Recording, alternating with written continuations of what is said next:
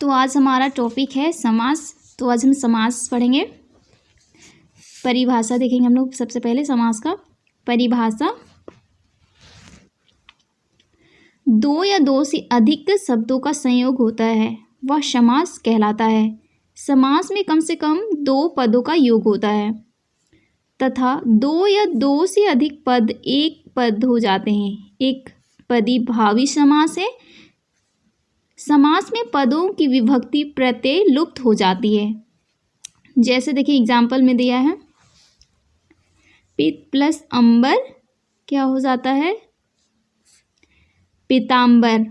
जबकि इसका विग्रह होता है पीत है जो अंबर, पित है जो अंबर अथवा पीत है जिसका अंबर। ठीक है, तो यहाँ पे बोल रहा है परिभाषा है समास का, दो या दो से अधिक शब्द। ठीक है, यहाँ पे दो या दो से अधिक शब्द मिलकर जो संयोग होता है, मतलब मिलकर जो बनता है, ठीक है, वो कहलाता है समास। और समास में कम से कम दो पद होते हैं। कितने पद होते हैं? दो पद होते हैं। ठीक है, और दो या दो से अधिक पद एक पद हो जाते हैं। और जो समास में ना दो पद मिलते हैं, ठीक है, उसके बाद वो एक पद हो जाते हैं।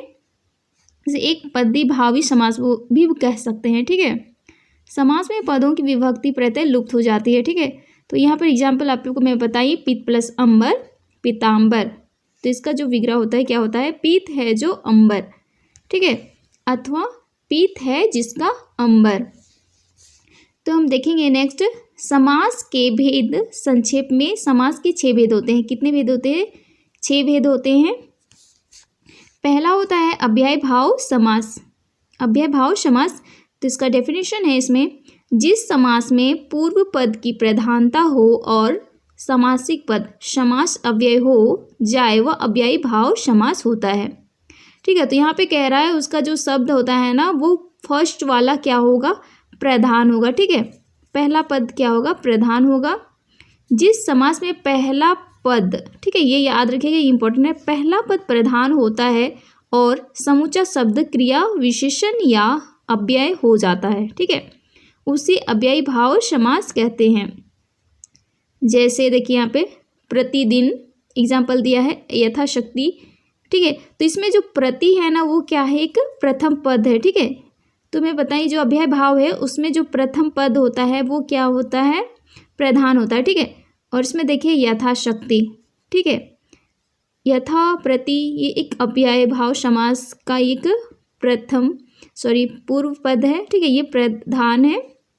इसमें पहले पद देखिए मैं बताइए ना, प्रति यथा वो वे प्रधान है और पूरा क्रिया विशेषण है। तो जो बाकी है ना वो ये पूरा क्रिया विशेषण है। ठीक है, तो इसी से आप लोग पहचान जाइएगा कि अब ये जो अव्यय भाव का समास है, अव्यय भाव समास है ना वो कौन सा है, ये देखकर आप लोग पहचान जाइएगा कि जो फर्स्ट होता है पूर्व वाला जो पद होता है वो क्या होता है, प्रधान होता है। तो आगे देखेंगे हम लोग, दूसरा पे क्या आता है, तत्पुरुष समास। तत्पुरुष समास में द्वितीय पद, ठीक है, इसमें क्या होता है, द्वितीय पद शब्द प्रधान होता है। हमने पहले वाले में देखा अव्यय में कि पहला शब्द प्रधान होता है। ठीक है, और इसमें तत्पुरुष समास में दूसरा शब्द प्रधान होता है। ठीक है, प्रथम पद विशेषण और प्रथम पद क्या होता है, विशेषण होता है। ठीक है, और द्वितीय पद विशेष्य होता है। स्पष्ट है कि बाद वाला पद विशेष्य की प्रधानता है। ठीक है, इसके पहले पद में कर्ता कारक से लेकर अधिकरक कारक तक की विभक्तों वाले पद अप्रत्यक्ष रूप में रहते हैं। ठीक है, और तत्पुरुष समास में पहचानने का तरीका ये भी है कि यहाँ पे जो कर्ता कारक होता है ना, कर्ता कारक से लेके अधिकरण कारक तक के जो साइन होते हैं, उसके विभक्ति चिन्ह जो होते हैं वो इस पे इन्वॉल्व होते हैं। ठीक है, तो इसे आप लोग आराम से पहचान सकते हैं। ठीक है, कर्ता कारक से लेके अधिकरण कारक तक, ठीक है, उसके विभक्तियों। एग्जाम्पल देखिए यहाँ पे, यथा, जल, पिपासु, ठीक है, राज प्रसाद, देशगत, आवृत्ति आदि। ठीक है,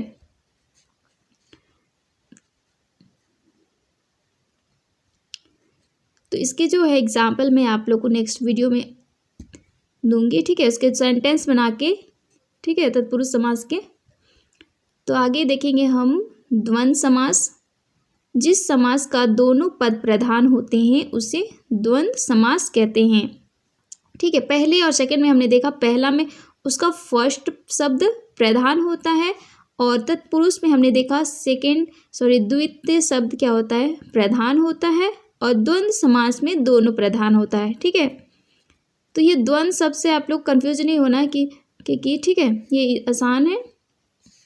जिस समास का दोनों पद प्रधान होते हैं उसे द्वंद्व समास कहते हैं, जैसे राधा कृष्ण, घुड़सवार, गाय बैल इत्यादि। ठीक है, देखिए यहाँ पे जो राधा कृष्ण है दोनों पद क्या है, प्रधान है। राधा भी, ठीक है, राधा किसी का नाम होता है, कृष्णा भी किसी का नेम होता है, ये तो दोनों क्या है, प्रधान है। ठीक है, और घर द्वार, देखिए घर भी एक प्रधान है, द्वार भी। ठीक है, तो यहाँ पे जो दोनों प्रधान होते हैं वो क्या हो जाता है, कौन सा समास होता है, द्वंद्व समास होता है।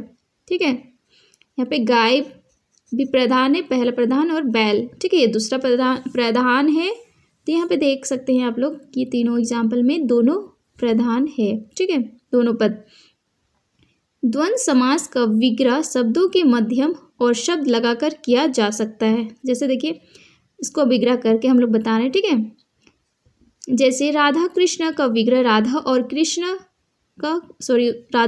होगा, दोनों को विग्रह करेंगे तो। ठीक है, और घर द्वार का विग्रह घर और द्वार होगा, और गाय बैल का क्या होगा, गाय और बैल। ठीक है, तो आगे देखेंगे हम बहुव्रीहि समास। ठीक है, जिस समास का कोई खंड ना हो उसे तो देखेंगे बहुव्रीहि समास कहते हैं। ठीक है, हमने पहले पढ़ा कि जिसका हम लोग क्या कर सकते हैं, तोड़ नहीं सकते। तो पहले हमने देखा था कि उस सब में कोई ना कोई प्रधान होता है, लेकिन बहुव्रीहि समास में कोई भी प्रधान नहीं होता है। इस समास का विग्रह करते समय वाला, वाली, है, जिसका, है, जिसको, सब आदि हैं। ठीक है, उदाहरण के लिए हम लोग देख सकते हैं, पीताम्बर शब्द को लेते हैं। ठीक है, इसका विग्रह इस प्रकार होगा, पीला अंबर है, जिसका अर्थात श्री कृष्ण दशानंदश मुख है, जिसके अर्थात रावण वस्तु। ठीक है, तो यहाँ पे कोई भी मुख्य नहीं है। ठीक है,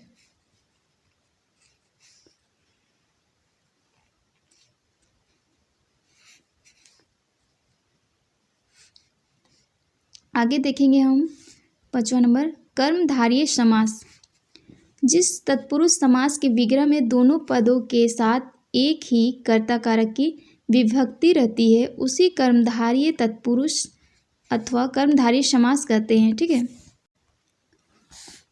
तो देखेंगे, देखिए जिस तत्पुरुष समास के विग्रह में दोनों पदों के साथ एक ही विभक्ति रहती है। ठीक है, कौन सा विभक्ति है, कर्ता कारक। ठीक है, उसे कर्मधारय तत्पुरुष अथवा कर्मधारय समास कहते हैं। इसका पहला पद क्या होता है, विशेषण होता है। ठीक है, देखिए यहाँ पे दिया है एग्जाम्पल, नीला कलम, नीलगाय, भला मानुष, चंद्रमुख आदि इसके एग्जाम्पल है। आगे देखेंगे हम 6 नंबर, द्विगु समास।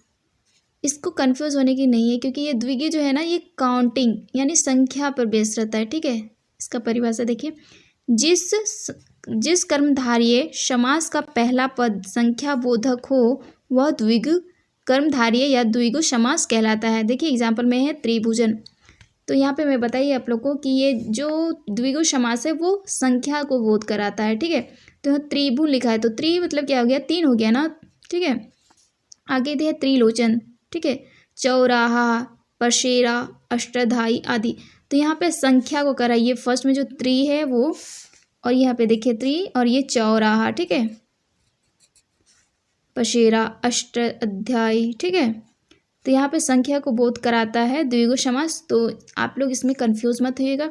तो हमने पूरा देखा, तो समास कितने हैं, समास के कितने भेद हैं, 6 भेद हैं। ठीक है।